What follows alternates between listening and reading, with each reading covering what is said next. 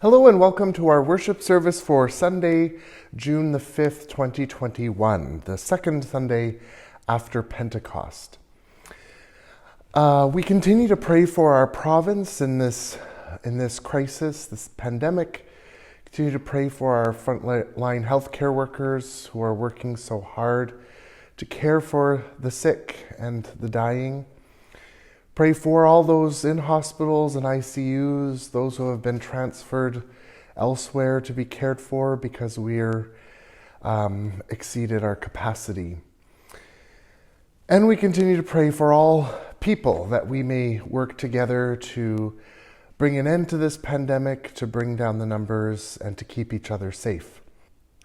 We also hold in our hearts this morning, as we have throughout the week, all the children who went through the residential school system, who suffered, who were abused, who died and were forgotten for so many years, at least forgotten by the world, and left their families wondering where they were, what happened to them. So we hold this tragedy in our hearts, ask God to bring healing to those who have suffered such trauma, knowing that God has welcomed these children into God's heavenly kingdom. We continue to pray for reconciliation between Aboriginal and non-Aboriginal Canadians. Just have a couple announcements before we begin. First, I'd like to extend condolences to Michelle Amater's family and to Michelle. Her nephew passed away, and her brother, whose son passed away, they live in Switzerland. And so we just like to extend our sympathies and let Michelle and her family know that we hold them in our hearts and in our prayers at this difficult time. Also, Starbuck United Church has developed a bit of a partnership over the last couple of years with Knox United Church in Winnipeg to assist with resources and whatever ways we can help, as Knox United is kind of on the front lines of assisting people in a core area of Winnipeg where there's a lot of newcomers, a lot of people in lower socioeconomic places in life who need assistance.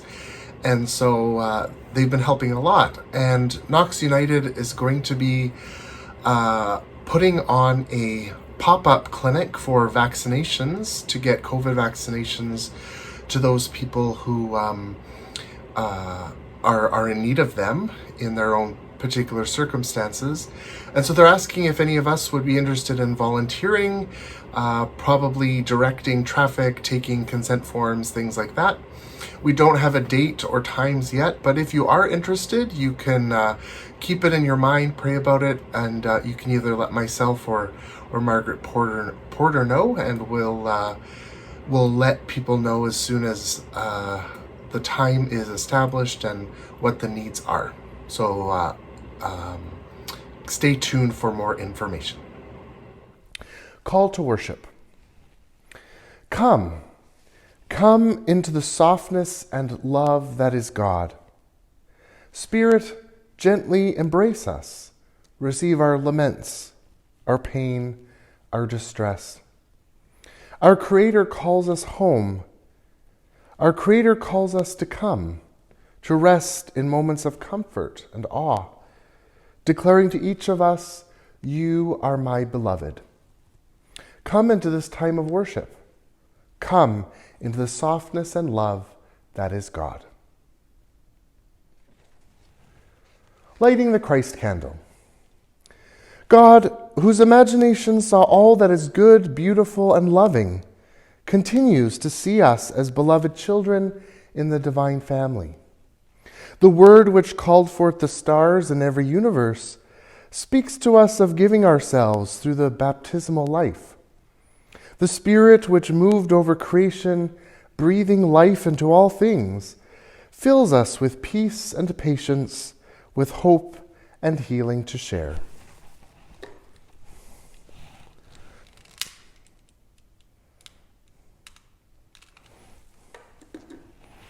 Amen. Prayer of approach. Loving God, we call you Father, Mother, and Friend. You invite us to see the world differently, to celebrate that our family is more than those to whom we are related, and includes all who seek to follow you. Help us to know, to understand, and to celebrate that all who seek to do your will are part of Jesus' family. Amen.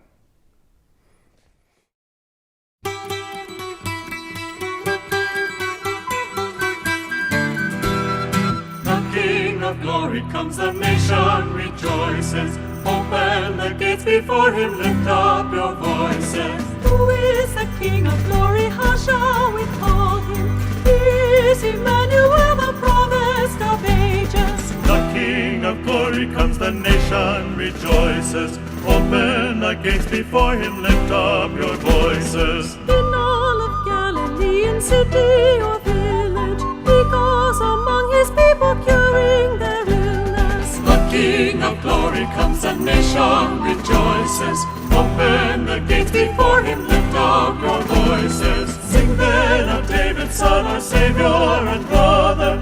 In all of Galilee was never another.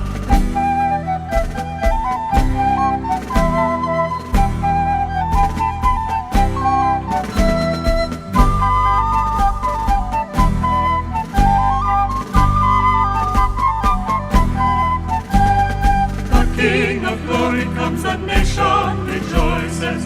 Open the gates before him, lift up your voices. He gave his life for us, the pledge of salvation. He took upon himself the sins of the nation. The King of glory comes, the nation rejoices. Open the gates before him, lift up your voices. He conquered sin and death, he truly has risen, and he will share with us his heavenly vision. The King of glory comes, the nation rejoices. Open the gates before him, lift up your voices. Lift up your voices. Prayer of Confession. For today's prayer of confession, invite us to use the United Church of Canada's 1986 Apology to Indigenous People in light of the discovery of the remains of children at the Kamloops Residential School, to remember what the Church has done in the past, the wrongs that have been committed, to understand and respect Indigenous culture and spirituality and heritage, and invite us to move forward in reconciliation. Long before my people journeyed to this land, your people were here, and you received from your elders an understanding of creation and of the mystery that surrounds us all, that was deep and rich and to be treasured. We did not hear you when you shared your vision. In our zeal to tell you of the good news of Jesus Christ, we were closed to the value of your spirituality. We confuse Western ways and culture with the depth and breadth and length and height of the gospel of Christ. We imposed our civilization as a condition of accepting the gospel. We tried to make you be like us, and in so doing, we helped to destroy the vision that made you who you were. As a result, you and we are poorer, and the image of the Creator in us is twisted, blurred, and we are not what we are meant to be, meant by God to be. We ask you to forgive us and to walk together with us in the Spirit of Christ, so that our peoples may be blessed and God's creation healed.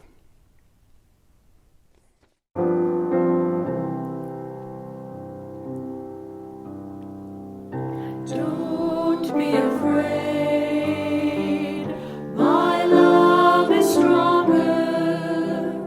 My love is stronger than your fear. Don't be afraid, my love is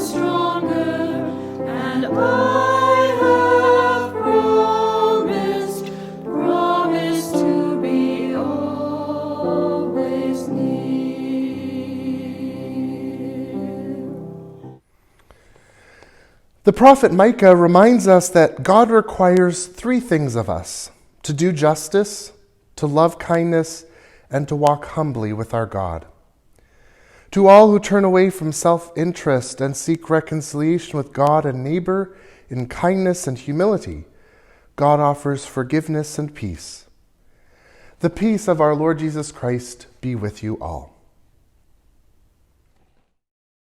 May the God of peace and of all good, may the God of peace and of all good be always with you. Amen. May God's peace be with you. Amen. A reading from the first book of Samuel, chapter 8, verses 4 to 11. Then all the elders of Israel gathered together and came to Samuel at Ramah, and said to him, "You are old, and your sons do not follow in your ways. Appoint for us then a king to govern us, like other nations." But the thing displeased Samuel, when they said, "Give us a king to govern us." Samuel prayed to the Lord, and the Lord said to Samuel,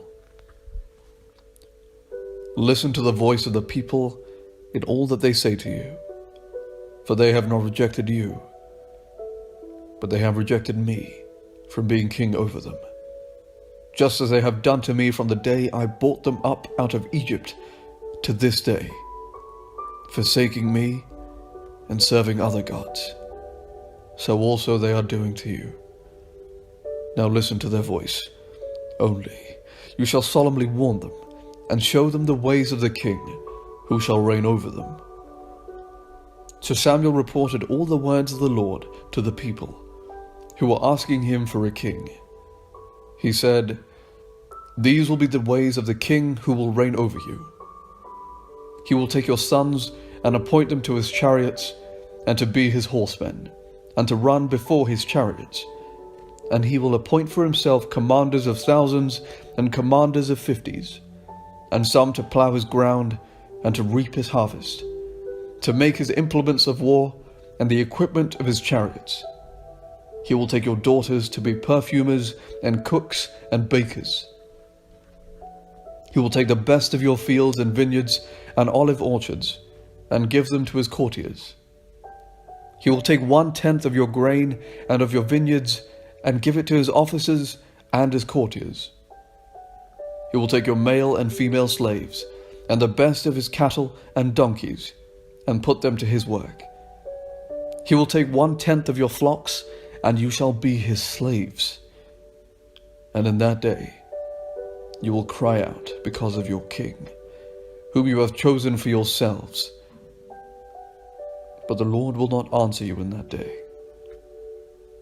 But the people refused to listen to the voice of Samuel. They said, "No, but we are determined to have a king over us, so that we may also be like other nations, and that our king may govern us and go out before us and fight our battles." When Samuel had heard all the words of the people, he repeated them in the ears of the Lord. The Lord said to Samuel, "Listen to their voice, and set a king over them." Samuel then said to the people of Israel, "Each of you return home." This is the story of God's people. Thanks be to God. Psalm 138. We worship in your holy place and praise you for your truth and grace. I praise you, O God, with all my heart. Before the gods I will sing your praises. I bow down toward your holy temple and praise your name for your love and faithfulness. For you have exalted your name and your word above everything. On the day that I called, you answered me and put new strength in my soul. We worship in your holy place and praise you for your truth and grace. All earth's rulers shall praise you when they hear the words of your mouth. They shall sing of your ways, O God, sing that your glory is great. For though you are high, you care for the lowly. As for the proud, you humble them from afar. We worship in your holy place and praise you for your truth and grace. Though I walk in the midst of trouble, you preserve me. You stretch out your hand against my enemy's rage. Your powerful hand delivers me. You will fulfill your purpose for me. Your love, O God, is eternal. Do not leave unfinished the work of your hands. We worship in your holy place and praise you for your truth and grace.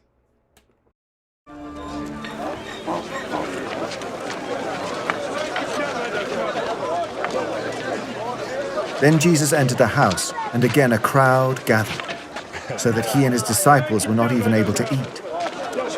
When his family heard about this, they went to take charge of him, for they said, "He is out of his mind."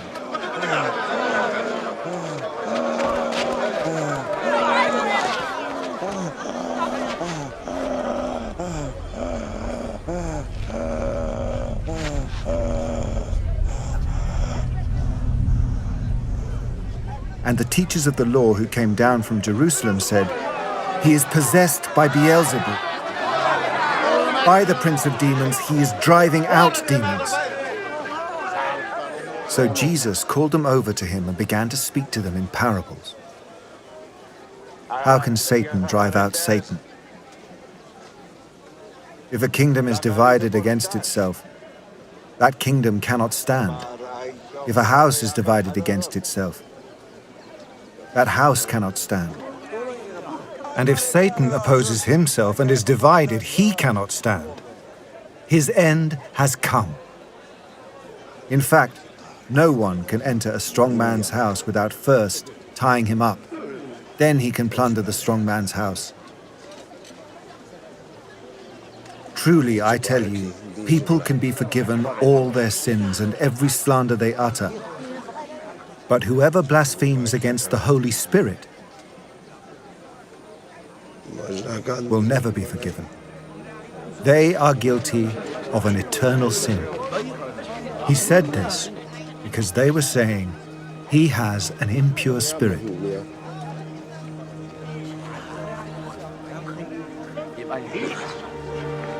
Then Jesus' mother and brothers arrived. Standing outside, they sent someone in to call him. A crowd was sitting around him, and they told him, "Your mother and brothers are outside looking for you." "Who are my mother and my brothers?" he asked.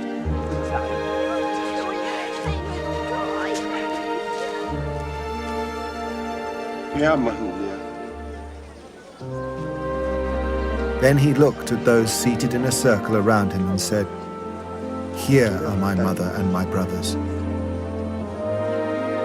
Whoever does God's will is my brother and sister and mother."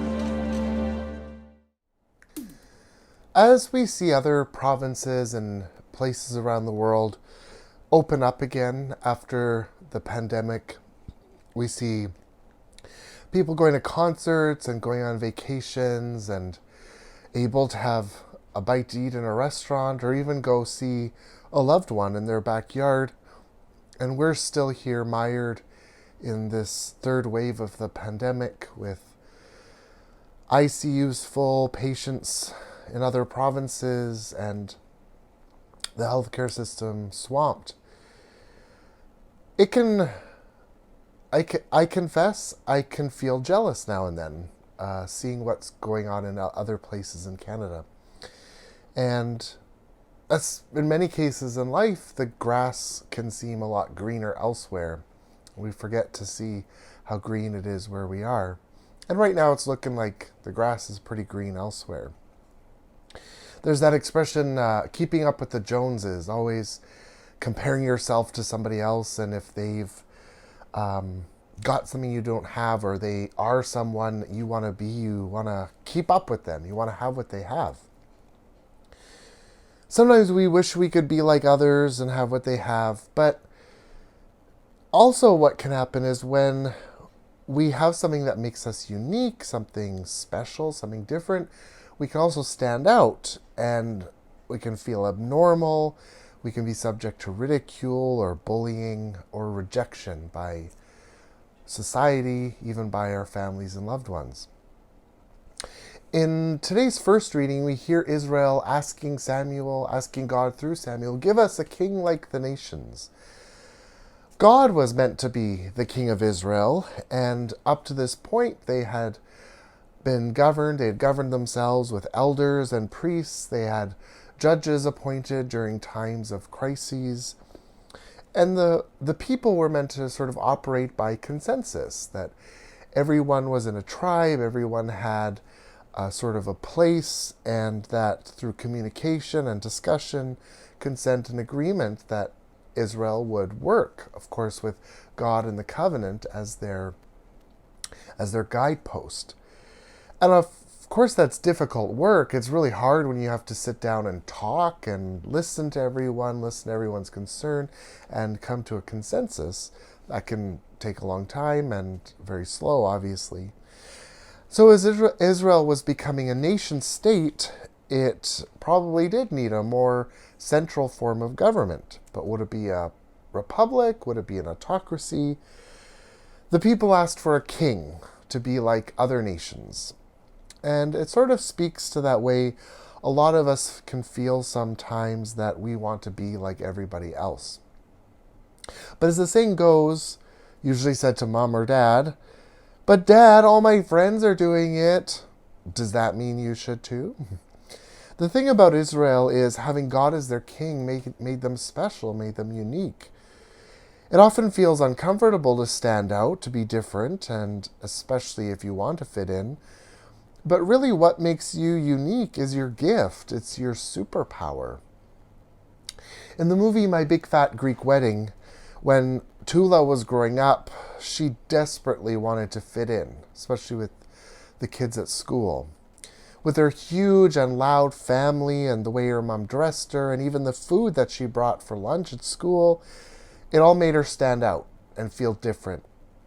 She wanted to bring a Wonder Bread sandwich, just like everyone else. But really, all those things that made her unique made her strong. It was a struggle to find her own path, both in terms of following her dreams rather than simply towing the line that her family wanted her to, but also what made her unique among her peers at school. What made her different was her family. And being different in both these situations, her family and her school, is what made her her, made her special and unique. And when she discovered her uniqueness and her strength, she discovered herself. And she lived her life. It's such a horrific tragedy that so many thousands of Aboriginal children in Canada were forcibly taken from their families to go to residential school for precisely the reason to destroy that which made them unique and special. Bishop Vital Grandin, who worked in St. Boniface here in Winnipeg, when he first came to Canada in 1854, later became Bishop of St. Albert in Alberta, where he engaged in a program of schools for Indigenous children. And he stated the purpose of these schools. Quote, "We instill in them a pronounced distaste for the native life, so that they will be humiliated when they are reminded of their origin. When they graduate from our institutions, the children have lost everything native except their blood." In trying to force Indigenous children to become someone else, they destroyed who they were, and as we know very well, left thousands of people broken and not knowing who they were. As it says so perfectly in the United Church's apology to Indigenous people, "We tried to make you be like us, and in so doing we helped to destroy the vision that made you what you are. As a result, you and we are poor, and the image of the Creator in us is twisted, blurred, and we are not what we are meant by God to be." God created us as we are, to be who we are, with all our uniqueness in amongst a diversity, that we don't have to conform to be uniform in order to be unified. There can be diversity in unity. And if we could just allow people to be themselves, to be who they are, express who they are, there'd be a lot less suffering in our world. Just the other day, I was listening to the radio and they were talking to a Canadian poet named Jordan Scott, who just last year wrote a book like I Talk Like a River, which I have here. Jordan speaks with a stutter and experienced a heavy burden of shame and longing he could be like everyone else when he was a kid. But his book tells the story of a boy, and the story is based on his own experience when his father took him one day. He was having a bad speech day. His classmates could be cruel and laugh at him. And so his father picked him up early and they drove to the Fraser River, which churns through the landscape on its way to the Pacific. And he and his father didn't talk much.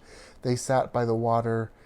And as they looked out at the water churning and bubbling and gurgling, his father said something that stayed with Scott.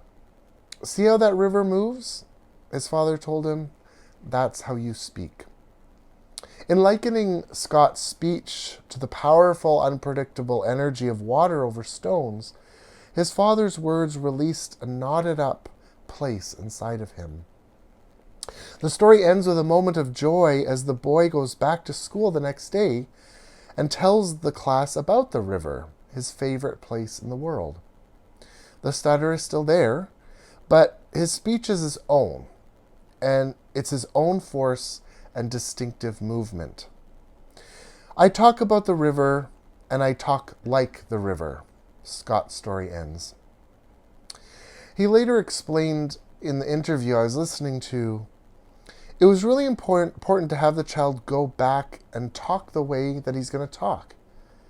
There was always this idea that you have to overcome the stutter. You have to speak fluently. That was the goal. But in the end, the boy says with pride rather than shame, I talk like a river. That's the way he talks. That's who he is, and he doesn't need to be anybody else. The illustrator, Sydney Smith, spoke about the project as he was working on it and said, "The moment that I fully understood the story was when Jordan and I were talking in a coffee shop. It's at the point where the character realizes that they're not broken, that they're not unnatural, that they're perfect the way that they are, that it all sort of fell into place. This is a beautiful and powerful and liberating."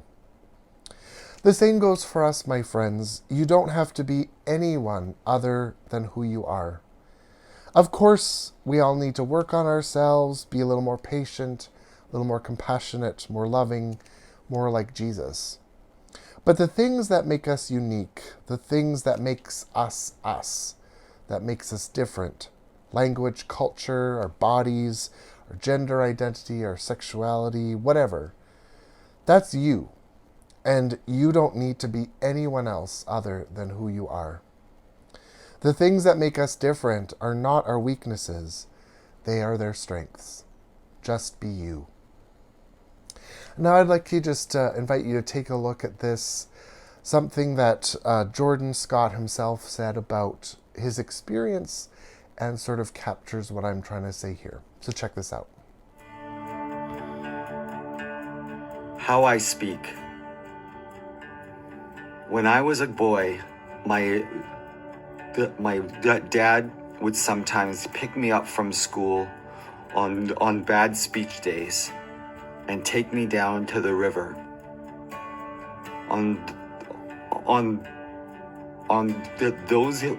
Those days, my mouth would just stop working. Every word was painful. The laughter from classmates, unbearable. I just wanted to be quiet. Along the river, we skipped stones, watched for salmon. I picked up bugs and plucked blackberries, all without saying a word. One particular day, while watching the water move against the shore, my dad said, "You see how that water moves, son? That's how you speak." Stuttering is often mocked because it is seen as unnatural. For many, listening to and watching someone stutter is not a comfortable experience because language and sound are stretched to their limits. Strange noises burst from a contorting mouth. And what the listener thinks of as fluency or normal speech explodes. To stutter is to be disfluent, and fluency, my speech therapist used to say, is the ultimate goal. But at the river, I learned to think differently about fluency. The river has a mouth, a confluence, a flow. The river is a natural and patient form, forever making its way towards something greater than itself. Yet, as the river moves, it stutters, and I do too. Take a moment to listen to the way you talk. How do you sound? What would happen if you concentrated on the feeling of speaking? Where do you feel words in your body? Do you speak without pauses or hesitations? How often do you slip up, forget the words, or have difficulty finding them in the first place? Do you sometimes shy away from speaking? Do you sometimes not want to say anything at all? My dad took me to the river so I would feel less alone. When he pointed to the river, he gave image and language to talk about something so private and terrifying. In doing so, he connected my stuttering to the movements of the natural world, and I delighted in watching my mouth move outside of itself. Everyone who stutters does so differently. A stutter is never just a stutter, but a set of intricately intimate labors with words, sound, and body.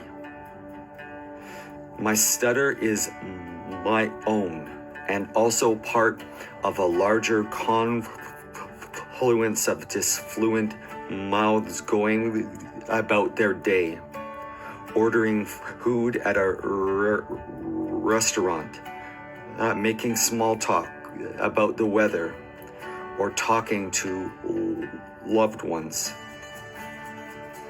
Stuttering makes me feel profoundly connected and profoundly alone. Stuttering is terrifyingly beautiful. Sometimes I want to speak without worrying. Sometimes I want to speak with grace, finesse, and all those words you can think of for smooth. But that is not me. I talk like a river.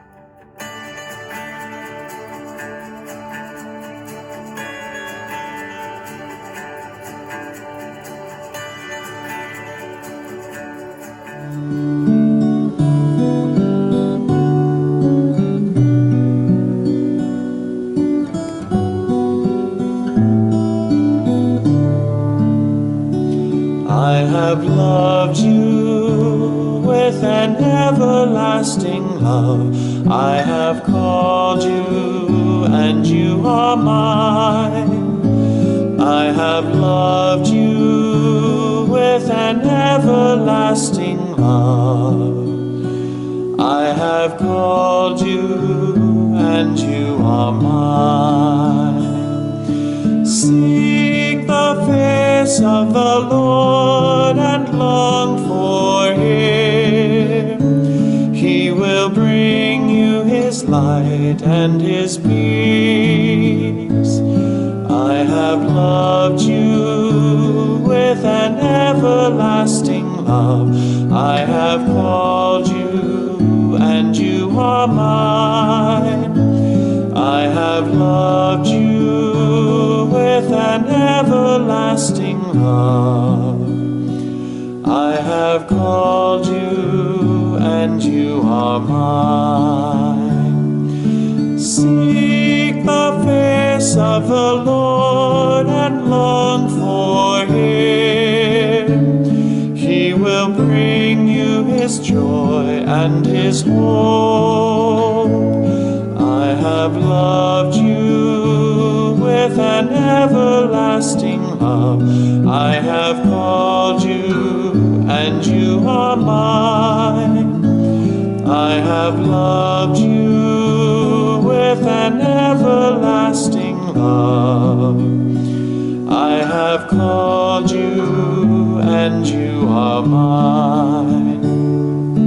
Seek the face of the Lord and long for him. He will bring you his care and his love. I have loved you with an everlasting love. I have called you and you are mine. I have loved you with an everlasting love. I have called you and you are mine.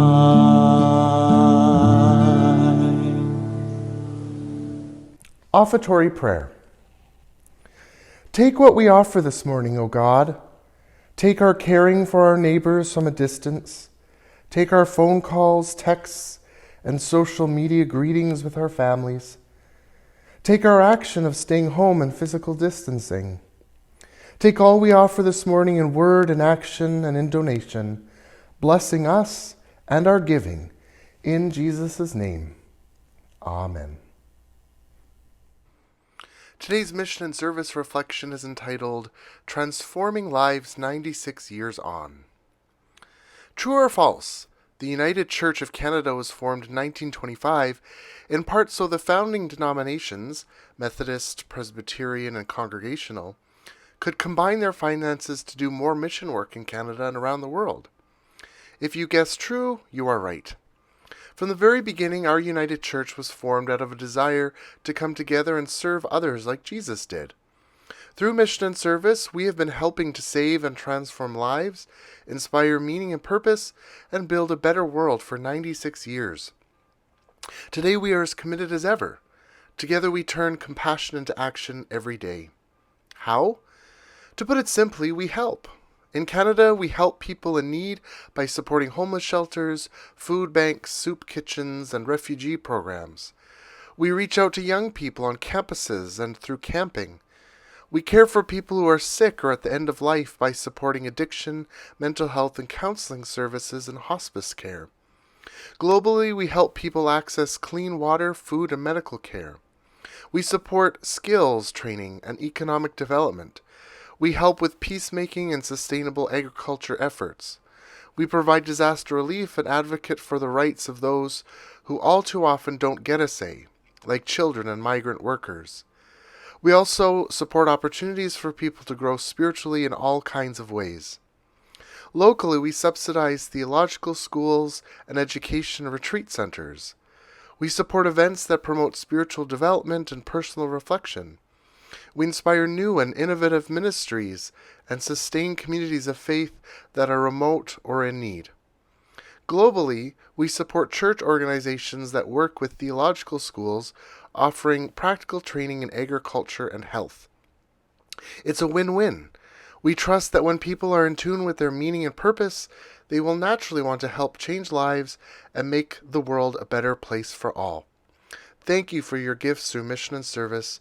Your support makes a world of difference. Prayers of the People for Reconciliation, a reflection on the legacy of Indian residential schools in Canada. For the roughly 150,000 children who over the course of the residential school's existence were compelled to attend. We pray for at least 4,000 of them who died while attending a residential school. We pray for the unmarked, lost, and lonely graves in which they were interred. For the many thousands of parents who grieved at their children being forcibly taken and removed to the school. For the thousands of grandparents who were denied their proper role of sharing their culture, language, and spirituality with their grandchildren. For the communities that withered and died for the lack of a younger generation to reinvigorate and repopulate. For the thousands of children who were exposed to and suffered from serious illnesses because of deplorable conditions. For the roughly 78,000 former students who survived the system but still daily carry the physical, emotional, spiritual, and psychological scars upon them. For the thousands of residential school survivors who found themselves condemned to a lonely, painful existence of dependency, addiction, and chronic illness. For the countless generations who were the children and grandchildren of former residential school students and who suffer from multi-generational abuse. For those who daily labor to gather and reconstitute the elements of culture, language, and spirituality scattered and destroyed by the residential school system. For those who had the courage to come forward and tell their stories and brought the system to its overdue end. For those misguided people who assumed their own civilization was the pinnacle of human achievement and genuinely believed that they knew best. For those people, teachers, clergy, staff, bureaucrats, agents, and others compelled to function a system they didn't support and who were themselves victimized by the process. For blessings upon all those who in their everyday live lives that demonstrate an attitude of reconciliation and egalitarianism that ensures that such travesties as the residential school system won't happen again.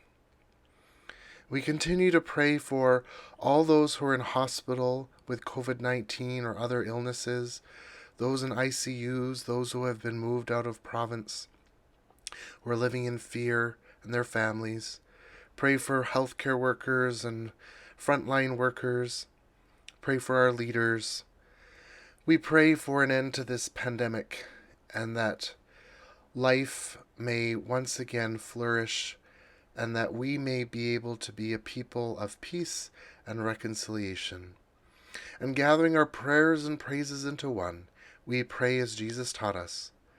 Our Father, who art in heaven, hallowed be thy name. Thy kingdom come, thy will be done on earth as it is in heaven.